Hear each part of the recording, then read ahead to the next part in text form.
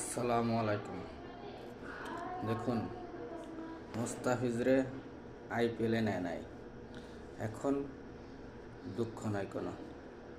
ঠিক আছে, দেখি সে অনেক ভালো ভালো রাষ্ট্রে ভালো ভালো পারফরমেন্স করে আইছে। দেখি তার খেলাগুলো দেখছি, ভালো লাগছে। দেখি বাংলাদেশেও এমন এমন প্লেয়ার আছে অনেক দেশে যে ভালো করে আইছে।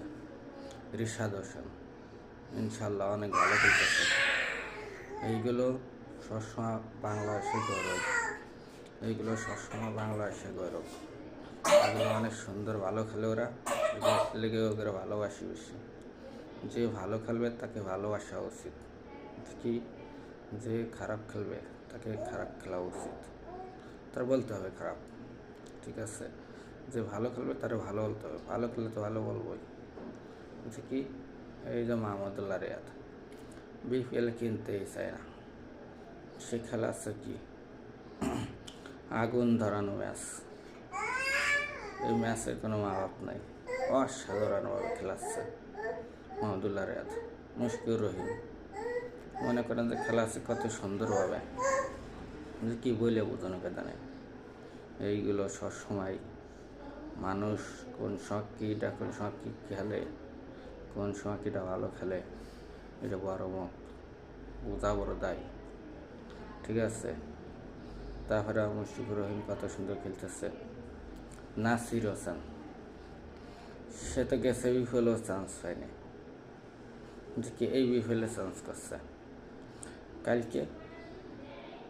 কালকের নামে কি করলো দেখেন, অসাধারণ আর খেলছে, বলে বোঝানো কথা নেই।